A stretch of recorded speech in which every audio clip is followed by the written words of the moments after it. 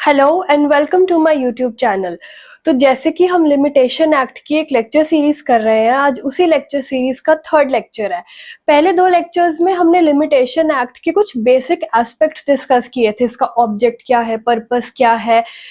Limitation law आपका remedy खत्म करता है बट राइट खत्म नहीं करता। हमने कुछ इंपॉर्टेंट मैग्जिम्स देखे।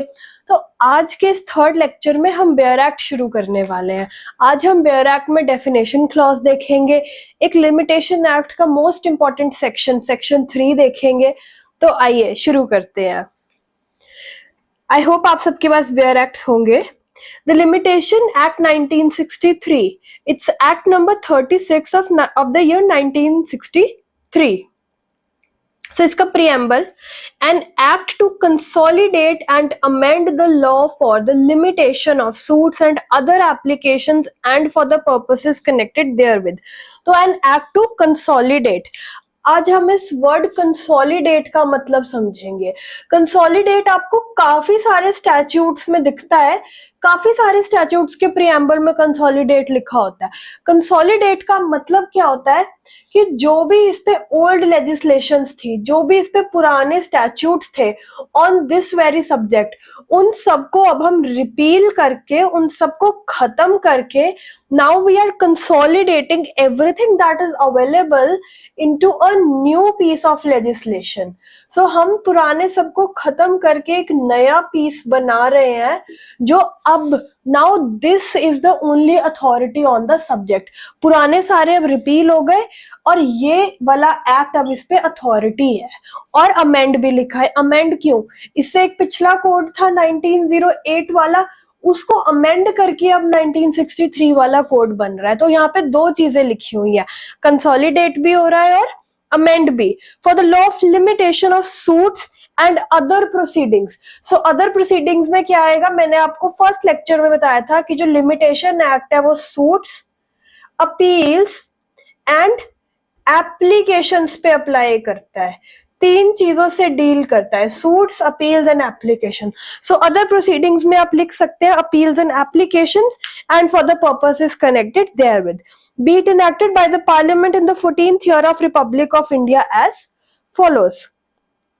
So part 1 is preliminary. I told you ये 5 parts में divided है. We're doing part 1. The act may be called as the Limitation Act 1963. It extends to the whole of India now after the Jammu and Kashmir Reorganization Act. And it shall come into force on such date as the central government may by notification in the official gazette appoint. May in the official gazette appoint. तो इसकी date है, मैंने आपको first lecture में भी बताया था, 1 जनवरी 1964. So it came into force on 1/1/1964. Next is the definition clause. अब ये यहाँ पे एक इम्पोर्टेंट केस लॉ भी है, कंसोलिडेट वर्ड पे ही, AS Chettiar versus KV Somaiya. ये सुप्रीम कोर्ट का एक केस है जिसमें इट वाज हेल्ड कि limitation act is an exhaustive code. Exhaustive code का अब क्या मतलब होता है? जैसे कि it is complete on the subject. अब इसका हम एक एग्जांपल लेंगे, जैसे कि contract act and sale of goods act. तो sale of goods act it's not an exhaustive code, because जो भी चीज सेल ऑफ गुड्स में डिफाइंड नहीं है उसका मतलब कॉन्ट्रैक्ट एक्ट से लिया जाएगा। बट यहाँ पे ऐसा कुछ नहीं है। लिमिटेशन अपने आप में कंप्लीट एक एक्ट है जिसका कोई पेरेंट एक्ट नहीं है, जिसको किसी और से मीनिंग डिराइव नहीं करना, बल्कि जैसे TPA हो गया, सोगा हो गया, इनका contract act is their parent act. ये कुछ भी इनमें क्लियर नहीं है, कॉन्ट्रैक्ट से मीनिंग डिराइव करेंगे, पार्टनरशिप ऑल्सो। बट लिमिटेशन अपने आप में पूरा एक एग्जॉस्टिव कोड है। So very important judgement, please note it. Now next we are going to start with the definition clause. Applicant. First ये बता रहे हैं कि applicant कौन है। So मेरा यहाँ पे एक क्वेश्चन है कि एप्लीकेशन और पिटिशन ये दो अलग चीजें होती हैं। क्या आपको इनके बीच का डिफरेंस पता है? एप्लीकेशन एंड पिटिशन या प्लेंट। सो एप्लीकेशन देखिए नॉर्मली एक बहुत वाइडर टर्म है। एप्लीकेशन, किसी को एप्लीकेशन लिखना, अगर हम इसको लेमैन्स टर्म में देखें तो हो गया रिक्वेस्ट करना, यस किसी चीज की रिक्वेस्ट करना, कोई हिंदी में जैसे हम कहते हैं कोई अर्जी डालना, तो दैट इज एप्लीकेशन। बट जो पिटिशन प्लेंट है ये बहुत स्पेसिफिक टर्म्स है, तो हम कह सकते हैं कि application is the genus, it is very wide, और जो ये दोनों है they are comparatively narrow and they are the species. ये इनका जीनस है और ये एक स्पीशी है, यस। सो अब एप्लीकेशन एक वाइडर टर्म है, ये पूरा एप्लीकेशन है, इसके अंदर पिटिशन या प्लेंट आते हैं। I hope I have made my point clear. So अब यहाँ पे फर्स्ट डेफिनेशन है एप्लीकेंट। एप्लीकेंट कौन है? जो एप्लीकेशन दे रहा है। Applicant includes the petitioner. As I told you, application is a wider word, it includes the petitioner, any person from or through whom an applicant derives his right to apply। इसमें आ जाएगा for example your प्रीवीज। Privi होते हैं जिनका legal title आपसे derive हो रहा है। Now suppose I give you an example hair, इसको एक एग्जाम्पल से समझते हैं।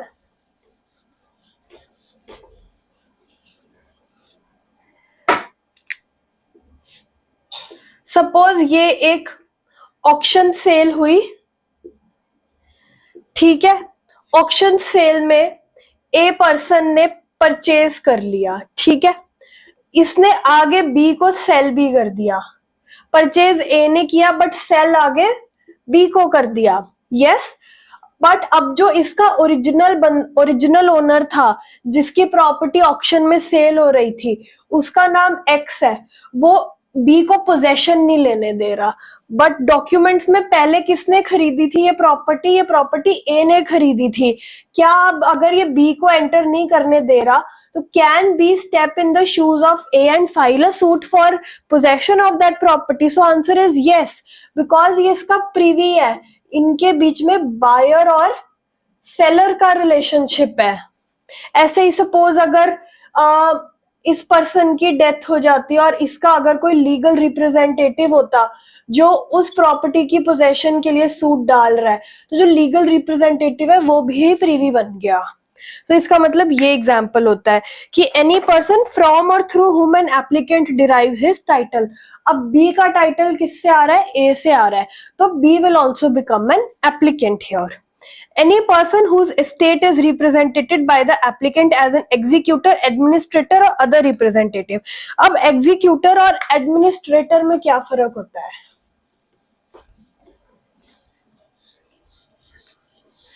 इनमें डिफरेंस ये होता है कि एक बंदा है, उसका ये घर है, his name is A, ठीक है। A dies, ये एक और विल बना के जाता है, ठीक है। A dies after making a will.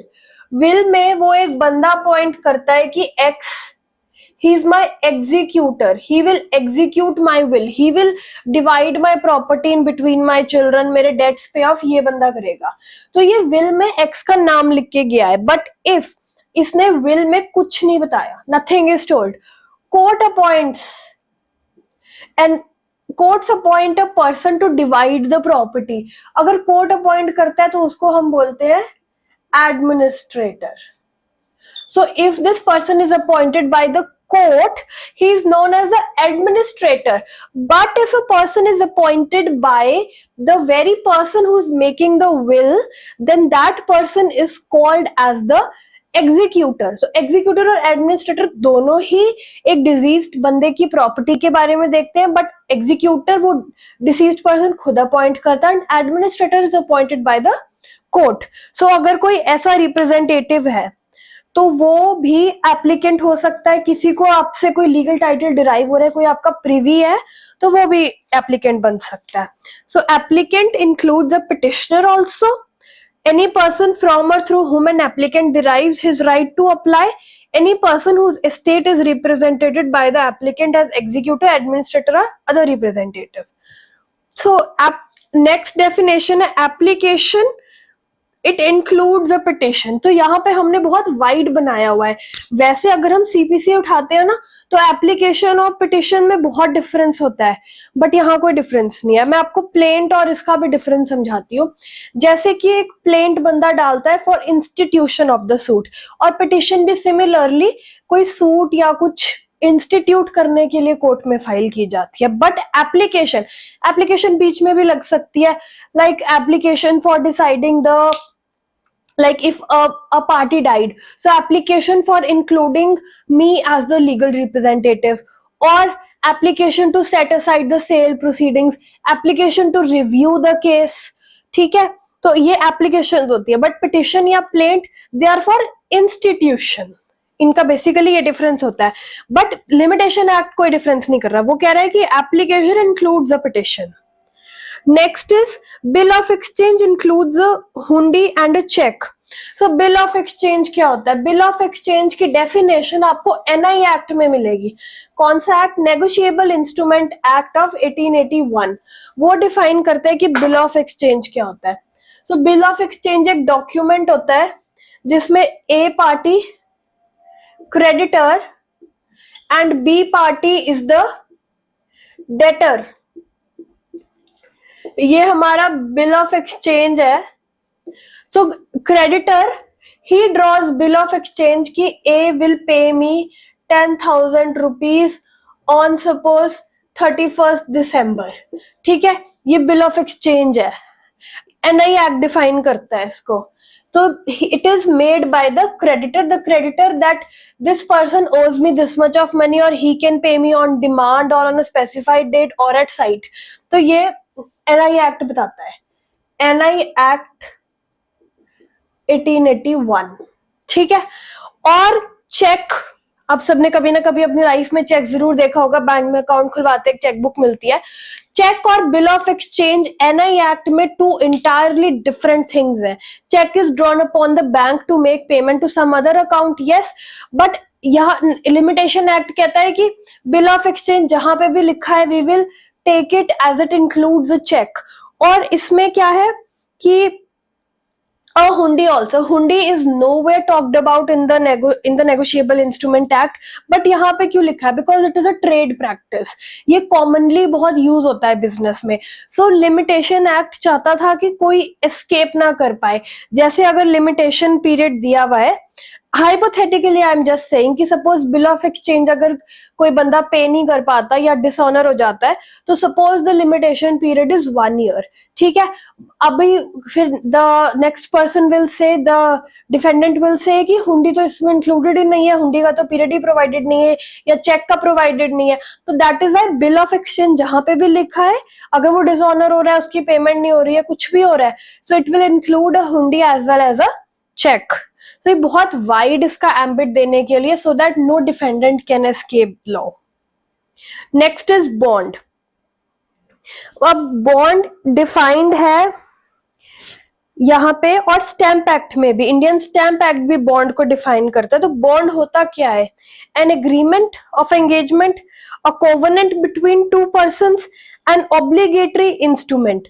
और ये स्टैम्प एक्ट कहता है ये किसी भी बारे में हो सकता है, बट जो लिमिटेशन एक्ट है, लिमिटेशन एक्ट बॉन्ड को थोड़ा सा रिस्ट्रिक्ट करता है, और ये कहता है कि it is only with regards to payment of money. So bond includes any instrument whereby a person obliges himself to pay money to another on condition that the obligation shall be void if a specified act is performed or is not performed as the case may be। So bond क्या होता है? It is an instrument relating to payment of money in which one person obliges himself to pay another on a condition कि अगर ये condition void हो गई then I will pay you, और अगर void ना हुई then I will pay you। So it is on a condition that the obligation shall be void if specified act is performed, और अगर एक एक्ट नहीं परफॉर्म हो रहा तब void होएगी as the case may be। So on happening of something it can be void, और on non happening of a event it can be void। हमें यहाँ पे ध्यान रखना है कि स्टैम्प एक्ट में भी डिफाइंड है, लिमिटेशन एक्ट में भी डिफाइंड है। लिमिटेशन एक्ट वाला जो बॉन्ड का मीनिंग है, it is only and only restricted to money. Next, defendant. Defendant कौन होता है? अभी केस में दो पार्टीज होती है हर केस में, plaintiff and defendant. So defendant is the party who is defending the case. Defendant includes a person from or through whom defendant derives his ability to be sued. Defendant कौन होगा? Defendant एक तो पर से the person defendant, जिसने वो right breach करा है, सो वो पर्सन तो है ही है. और एनी पर्सन फ्रॉम और through whom the defendant derives his title. जैसे मैंने आपको एक्सप्लेन किया था, बायर सेलर रिलेशनशिप में आपसे टाइटल डिराइव हो रहा है. ठीक है. Next is any person whose estate is being represented by the defender as an executor, administrator और अदर रिप्रेजेंटेटिव. कोई आपके एस्टेट रिप्रेजेंट कर रहा है तो वो भी डिफेंडेंट बन जाएगा. तो इसका यहाँ पे यही मतलब है.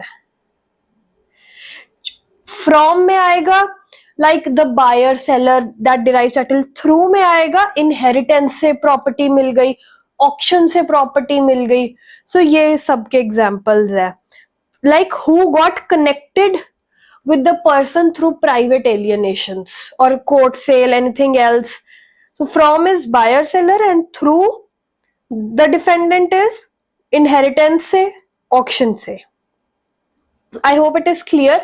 बस वो buyer seller वाला एग्जाम्पल आपने याद रखना है कि अगर एक प्रॉपर्टी में एक एक्स पर्सन का राइट था, वो आगे वो प्रॉपर्टी वाई पर्सन को बेच देता है. So Y person steps in the shoes of this X person and उसका भी वही राइट होगा. I hope I have made my point clear. अब एक नेक्स्ट है ईजमेंट. ईजमेंट का एक स्पेसिफिक एक्ट भी है, इंडियन ईजमेंट एक्ट. वो भी ईजमेंट की डेफिनेशन से डील करता है और लिमिटेशन एक्ट भी. I will give you an example. ये एक फील्ड है that belongs to A और ये एक फील्ड है that belongs to B. ठीक है. ये एक फील्ड है जो C को बिलोंग करती है. अब B की फील्ड में जो जाने का रास्ता है ना, वो सपोज वो ये ऐसे जाता है. वो A के लैंड से निकल के उसने एक रास्ता, and he's been using this way for past many years. ये जो ईजमेंट का सारा राइट्स है ना, ये सेक्शन 25 to 27 डील हम करेंगे लिमिटेशन एक्ट का ही. अभी हम सिर्फ इसका मीनिंग समझेंगे. we'll come back to this topic again in the last lectures of this series. तो अभी ईजमेंट आपको बेसिकली ये समझना है कि जब किसी की प्रॉपर्टी में से कोई किसी ने राइट डिराइव कर लिया, सपोज इसके फील्ड में जाने का और कोई रास्ता नहीं है, ये बहुत सालों से एक ही फील्ड का रास्ता यूज कर रहा है. ठीक है. सो ये अगर ए उसको ऑब्जेक्ट नहीं करता तो ये उसका ईजमेंट्री राइट बन जाता है. या सपोज ए के फील्ड में कुछ इलेक्ट्रिसिटी वायर्स आ रही हैं. ठीक है. वो ए की एयर स्पेस से आ रही है. ए की फील्ड के ऊपर जो एयर स्पेस है ना, उससे इलेक्ट्रिसिटी वायर्स बी की फील्ड तक आ रही है. या फिर बी उसका रास्ता यूज कर रहा है अपने घर अपनी फील्ड में जाने के लिए. तो ये दोनों ही ईजमेंट्री राइट्स बन जाएंगे if exercised for a lot period of time. ये 25-26 में डील किया गया है कितना पीरियड है, बट अभी आप सिर्फ इतना समझिए. सो हम इसको बेयर एक्ट से पढ़ेंगे. Easement includes the right not arising from a contract. So ये कॉन्ट्रैक्ट से अराइज नहीं हो रहा है ये राइट, ये प्रैक्टिस से अराइज हो रहा है. By which one person is entitled to remove and appropriate for his own profit any part of the soil. Like ये part of the soil है, अगर वो यहाँ से लैंड से जा रहा है, so part of the soil belonging to another or anything growing in attached to और subsisting upon the land of other. subsisting upon में आ जाएगा जैसे electricity wire, because air space है वो यूज कर रहे हो. या फिर अटैच्ड टू में हम एग्जांपल ले सकते हैं कि इसकी फील्ड में यहाँ पे एक ट्री भी है जिससे ये बहुत सालों से एक फ्रूट प्लक करके लेके जा रहा है और ए ने कभी ऑब्जेक्ट नहीं करा. So anything that is not arising from a contract and he has been using it for many years, so वो उसका एक ईजमेंट्री राइट बन जाएगा. And I would suggest you, this is your homework, please go back and एक बार ईजमेंट्री act में easement की definition जरूर पढ़िएगा. ठीक है. I hope it is clear. Next is foreign country. So it means any country other than India. So foreign country is any country that is other than India. अब India यहाँ पे define नहीं किया गया, इंडिया को अब हम क्या लेंगे? So India means the territory of India. International law के प्रिंसिपल्स के according India means the land mass, internal waters, international waters up to 12 nautical miles, airspace above, and the surface of the land beneath till the center of the earth. तो ये सब in the territory of India में included होगा। I hope it is clear. Next is good faith. Good faith means nothing shall be deemed to be done in good faith which is not done with due care and attention.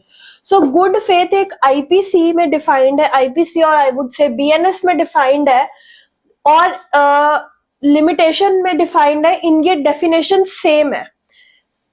General clauses act में भी है। General clauses वाला act कहता है कि good faith is anything done with a good intention though it may be done negligently, but IPC और limitation का good faith कहता है कि it is done in good faith if it is done with due care and attention.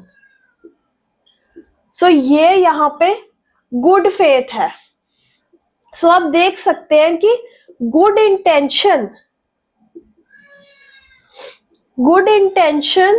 holds no value. Good intention की यहां कोई value नहीं है गुड फेथ की डेफिनेशन में। गुड इंटेंशन की वैल्यू है सिविल लॉ में, बट आईपीसी एंड लिमिटेशन ये कहते हैं कि good faith is something that is done with due care and attention. What is due care and attention is a question of fact. Good intention की कोई value नहीं है। अब जैसे फॉर एग्जाम्पल एक होम्योपैथिक डॉक्टर एलोपैथी ऑपरेशन कर दे या फिर एलोपैथी मेडिसिन दे दे या कोई ऑपरेशन परफॉर्म कर दे, ही इज नॉट स्किल्ड, तो क्या हम उसको गुड फेथ कहेंगे? नहीं, because due care and attention नहीं है। चाहे उसकी इंटेंशन थी to save the person, but no, this will not be covered here because due care और अटेंशन नहीं है। गुड इंटेंशन की कोई वैल्यू नहीं है यहाँ पे, बस ड्यू केयर लेनी है, proper attention. I hope it is clear. Plaintiff का meaning is similar to that of the defendant. Plaintiff includes any person through or from whom plaintiff derives his right to sue. मतलब इसमें plaintiff पर से तो आएगा ही। Defendant की definition में भी defendant includes the defendant also, जो पर्सन एज सच है। तो प्लेंटिफ में भी it includes the plaintiff per se, any person from और through whom the plaintiff derives his right to sue, any person whose estate is represented by the plaintiff as executor, administrator, other representative. So next is very very important। अगर आपको ये definition समझ आ गई तो पूरा act आपके लिए बहुत इजी है।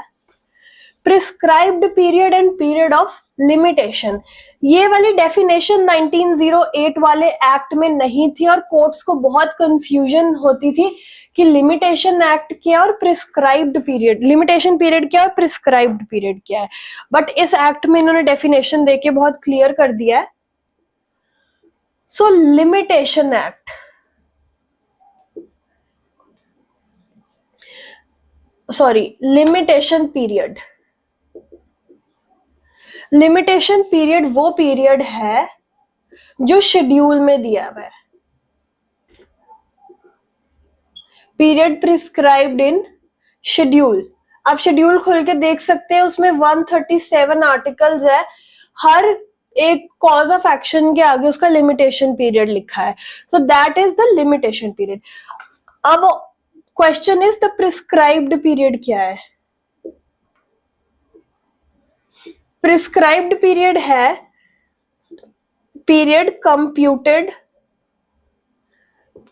in accordance with the provisions of section 4 to 24. Suppose for example limitation period यहाँ पे दिया हुआ है कॉन्ट्रैक्ट एनफोर्स करवाने का 3 years, ठीक है। जब कॉज ऑफ एक्शन हुआ तो पर्सन वॉज अ माइनर, वो माइनर था। अब सेक्शन 6 कहता है कि जब तक वो मेजर नहीं हो जाएगा उसका लिमिटेशन पीरियड रुका रहेगा।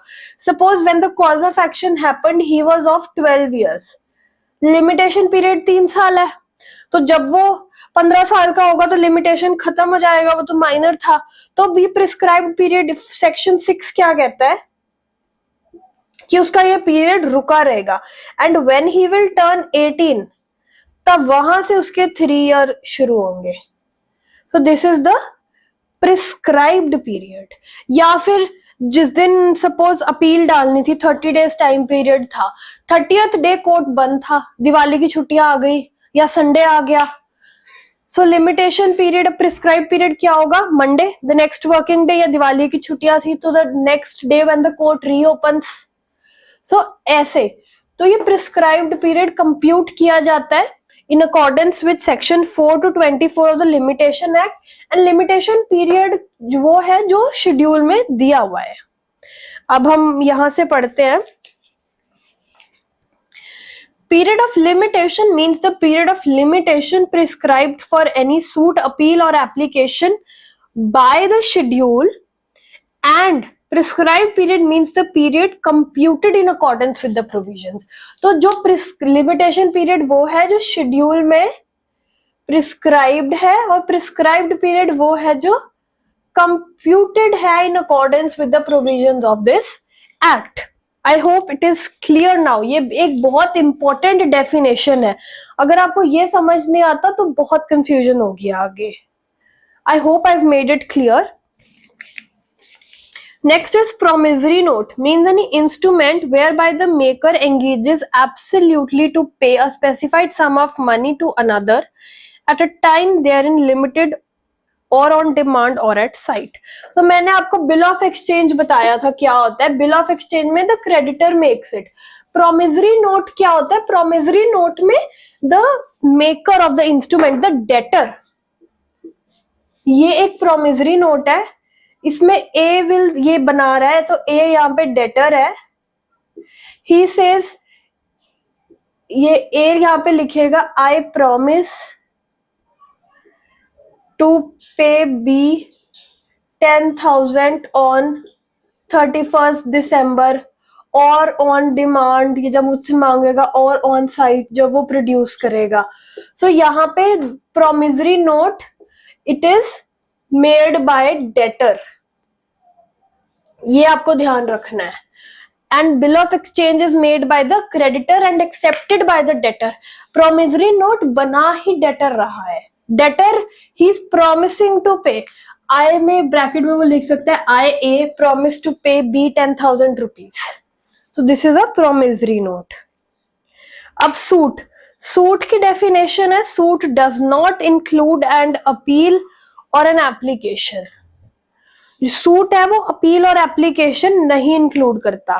सिविल लॉ में suit includes appeal also, but यहाँ पे क्योंकि पीरियड ऑफ लिमिटेशन सबका डिफरेंट है, अगर सूट अपील इंक्लूड करता तो जितना सूट का पीरियड है उतना ही अपील का हो जाता। यहाँ पे there is a difference, suit does not include appeal and applications. Tort, tort एक अनकोडिफाइड लॉ है, यस, जिसका कोई भी स्टैट्यूट नहीं है, ये इंग्लिश कॉमन लॉ से आया है। टॉर्ट कहीं भी डिफाइंड नहीं है except limitation act. So tort means a civil wrong which is not exclusively a breach of contract और a breach of trust. So tort एक ऐसा सिविल रॉन्ग है, ये सिविल रॉन्ग है, क्रिमिनल लॉ, क्रिमिनल रॉन्ग नहीं है। तो civil wrong that is not a breach of contract और a breach of trust. Breach of contract एक अलग स्टैट्यूट डील कर रहा है, इससे कॉन्ट्रैक्ट क्या होता है, दो लोगों के बीच में कोई कॉन्ट्रैक्ट हुआ that you will pay me goods and I will pay you money, so इसका कोई ब्रीच करता है वो कॉन्ट्रैक्ट एक्ट या स्पेसिफिक रिलीफ एक्ट में जाता है। और ब्रीच ऑफ ट्रस्ट के लिए भी ट्रस्ट होता है कोई fiduciary relationship between the parties जिसका एक पार्टी ने ब्रीच कर दिया, that also goes in the trust act, या इसके और भी स्टैट्यूट्स है। बट टॉर्ट होता है when there is no contract between the parties, per se like negligence करना, एक पर्सन को दूसरे बंदे के कुत्ते ने काट लिया, यस, तो यहाँ पे कोई कॉन्ट्रैक्ट तो नहीं था that your dog will not bite me, या एक person is driving rashly and वो दूसरे को हिट करता है, तो कोई कॉन्ट्रैक्ट तो नहीं था, बट एक जनरल ड्यूटी ऑफ केयर है जो उसने ब्रीच कर दी। सो ये सारे मैटर्स टॉर्ट में डील किए जाते हैं। Tort is a civil wrong जो ब्रीच ऑफ कॉन्ट्रैक्ट नहीं है और ब्रीच ऑफ ट्रस्ट नहीं है। अब trustee, last definition for today is trustee. So trust is defined in the Indian Trust Act of 1882. Trustee is a person who accepts the confidence reposed or declared by the author. अब पहले हमें trust और trustee की definition समझनी पड़ेगी, तभी हमें limitation act वाली डेफिनेशन समझ आएगी।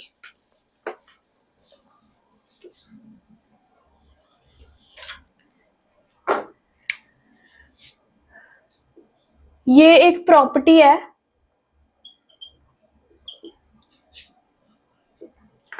Owner A, he creates a trust in name of a temple, ठीक है, that now my property is the trust property of the temple, और इसका एक ये मैनेजर अपॉइंट कर देता है बी, तो जो ए पर्सन है he will be called the author of the trust, ये इस ट्रस्ट का ऑथर है और ये इसका मैनेजर या ट्रस्टी है। तो वैसे trustee is the temple here, तो ये इसका मैनेजर है। ऐसे एक ट्रस्ट क्रिएट हो गया। सो यहाँ ए और बी के बीच एक ट्रस्ट क्रिएट हो गया प्रॉपर्टी का in the name of the temple, ठीक है। अब क्या होगा, सो ट्रस्टी कौन होता है, trustee is this person who accepts the confidence reposed or declared by the author of the trust is called the trustee. I hope it is clear.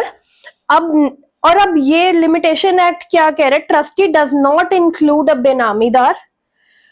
बेनामीदार कौन होता है, जैसे एक पर्सन ए है, उसने अपने सर्वेंट के नाम पे प्रॉपर्टी खरीद ली टू अवॉइड पेइंग टैक्सेस, ठीक है। अब सर्वेंट का उसमें कुछ ओनरशिप राइट तो नहीं है, कोई राइट नहीं है, जस्ट उसने अपना नेम दिया इस ट्रांजैक्शन को, so he is a benamidar. A benamidar can not be a trustee. A mortgagee remaining in possession after the mortgage has been satisfied, or a person in wrongful possession without title.